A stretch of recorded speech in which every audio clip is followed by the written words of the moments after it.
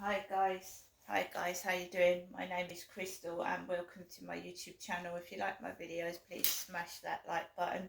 Alexa, good morning. Good morning. On this day in 1897, Dr. John Kellogg served the world's first cornflakes to patients at his sanatorium. Originally, they were sugarless and not intended as a breakfast food. Yum. Alexa, what's the time, please? It's 9:29 a.m. Right guys, so I'm still here in my flat. I'm obviously going to take Max out for a walk a bit later. So every day is almost the same, apart from a bit of odd things changing. I'm on my own. I've had bad experiences with men because I'm a female, and all my relationships have been heterosexual. So in every relationship that I've had, I've been treated badly. Almost everyone. So you start off with my history, right? I left home at 18 years old to get married to a guy in Gloucestershire. I'd known him for 2 years. We'd been writing to each other. We met each other twice before I moved up there. My marriage went wrong. Prior to that, I'd had no boyfriends at all, not one, because my dad was a very controlling man. He wouldn't let me meet men. So I had to do it behind his back. I joined a dating site behind his back because I wasn't allowed to have boyfriends, right? I had a controlling father, controlled my whole life. So I had to get away. I had to get out of there. So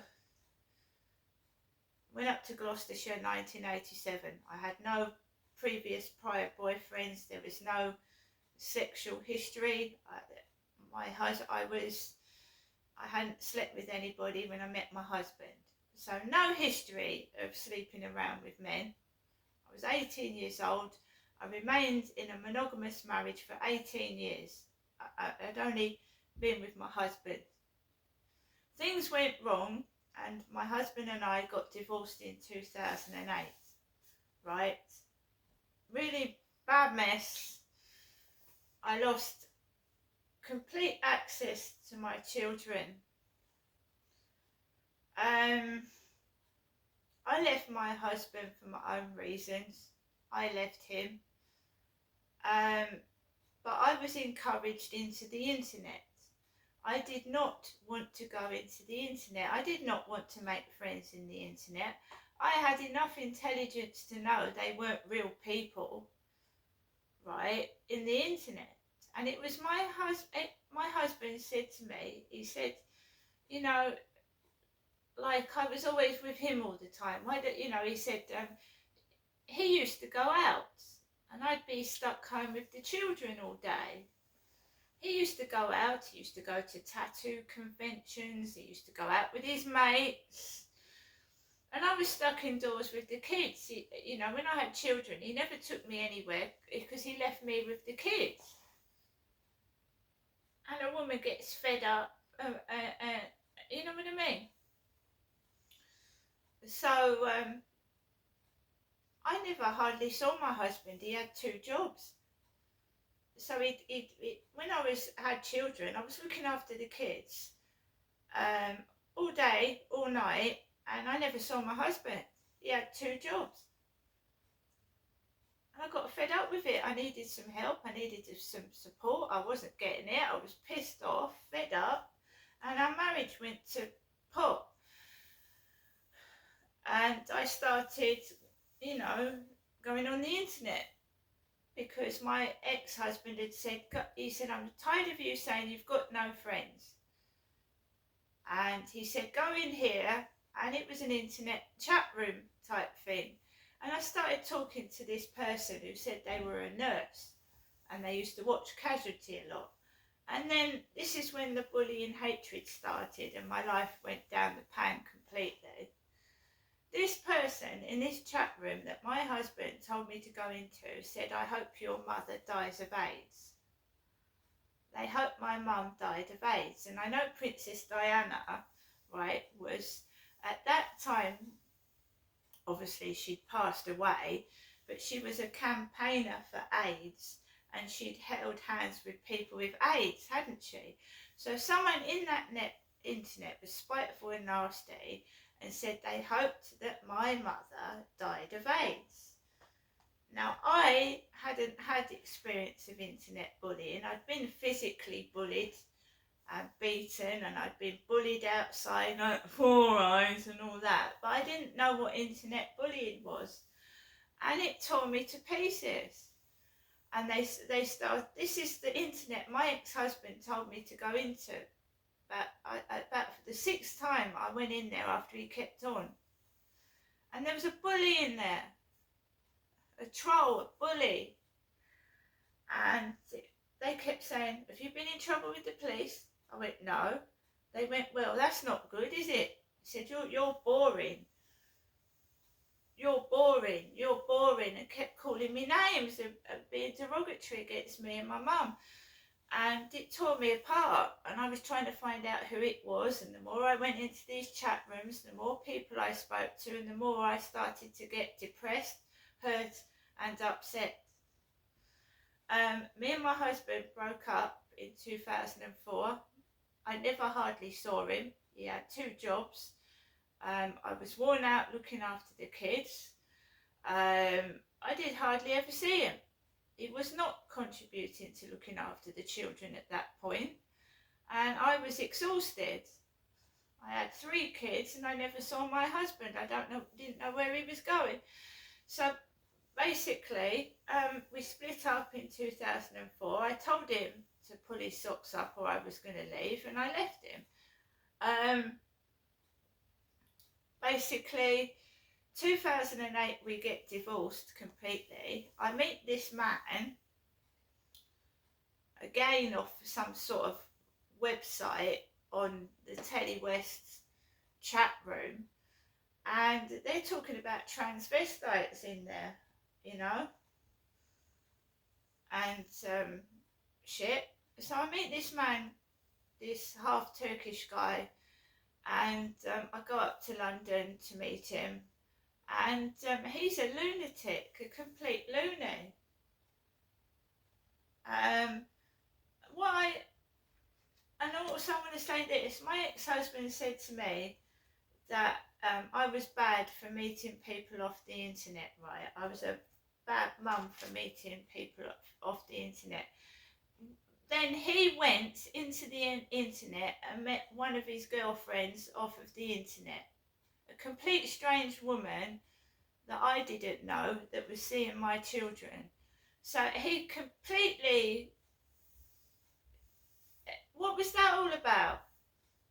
So I'm bad because I met someone off the internet, and then he met someone off the internet, and what was he? You see? So they were fucking with everyone was fucking with my mind, twisting me up. Because I did something, I was bad, then they went and did it. They went and did the exact same thing. So it twisted my head up, mind fucked me, and I sort of lost my mind for a bit. I went off the rails. I'd been told I was boring, I hadn't been in trouble with the police, my life was like shit, and I went off the rails.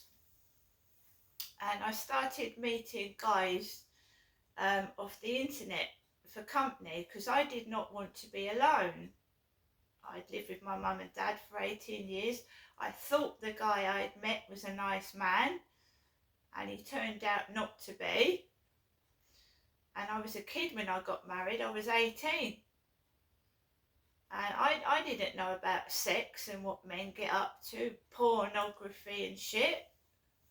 I hadn't had a boyfriend before I had my ex-husband, so no, I wasn't promiscuous. No, I didn't know what every sexual act was then.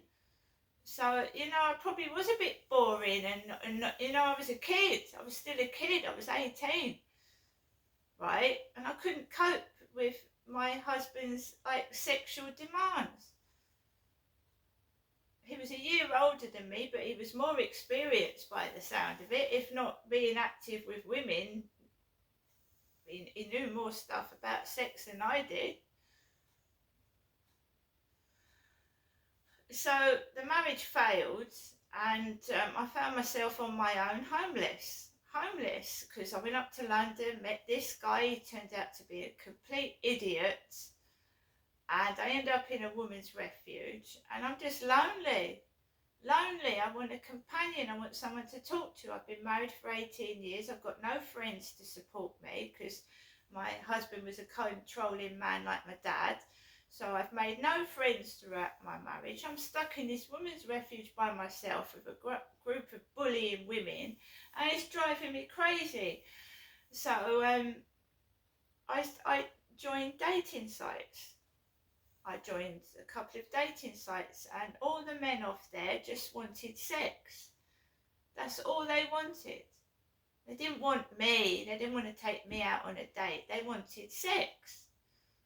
And I wasn't a prostitute. I wasn't a call girl. I was a woman looking for a date. And every man that I met off these dating sites wanted sex. And I left my husband, right? Because it wasn't working. I had never slept with another man, and I hadn't slept with anyone but my husband until the marriage broke down and I'd actually left him. So I don't know what was going on there. I made mistakes, but it was my ex-husband that told me to go into this internet to make friends, he said. And there was all dirty men in there, vile, disgusting men. One said he wanted me to take my clothes off. I said, I can't take my clothes off, I'm in the house. This was before I left my husband. My husband said, meet friends in there. And then this bloke starts speaking to me, and he tells me, can you take all your clothes off? I said, my husband's asleep on the sofa, don't be stupid. So they were groomers. They were disgusting, vile people in the internet. And that all started in 2002. That did. But I was told to go into this chat room, and that was the type of people that was in there. It destroyed my life. I don't go into chat rooms ever again. The cocky cunt said to me, he said, you'll always need to be in chat rooms. You're addicted to it. You'll never stop. I'm not in a chat room right now. I'm not addicted to chat rooms. I stopped. Right? Dating sites, gone. Not on one now. I've not met anyone for 6 years. 6 years I've been single. They just wanted to use me for sex. Some of them were treating me like a piece of meat and a piece of shit. I was looking for a date. Right? They were involved in drugs. They were drunks. They were just disgusting and vile. And they knew I was vulnerable. They knew what they was doing. And I don't get involved in that shit now because they're not real men off of dating sites. And I'm not into pornography either. So this has come down all the way from Gloucestershire, hasn't it? All this vile shit. This vile crap. Going for breast scans. Going for pelvic scans. Making me feel like I'm having a heart attack, so I have to take my breasts out for an ECG. Are they real bona fide breast scans? Are they real bona fide pelvic scans? Are they bona fide blood tests? I had one woman stick a cushion between my legs to do a blood test. She started feeling down the inside of my thighs with a pillow, a cushion, and the speech, the speech when you're in a consultation with a doctor or dentist, Now lie back, sweetie darling.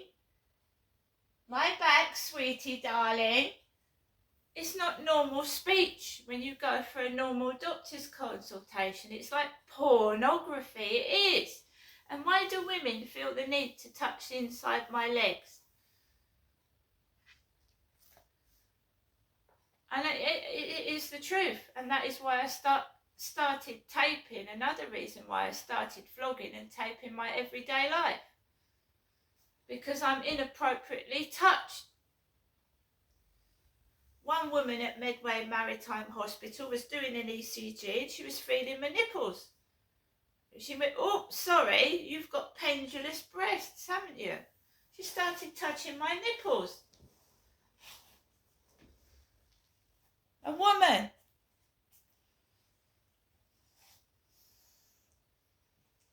It's porn. It's pornography. And I won't go into anything else because I don't want to embarrass my mother. But someone has been messing around with my mum and make my mum do things. Probably frightening her to death, probably. I am not having it. What they were getting my mum to do in 2008 when I came down to Chatham. I want compensation. I want an apology. And if anyone touches me inappropriately, I'm not going to do anybody any harm, but you can get your bloody hands off me, right? And I will tape it. So when I go for this scan, you bloody keep your hands to yourself, you do your job, or I'm going to report you.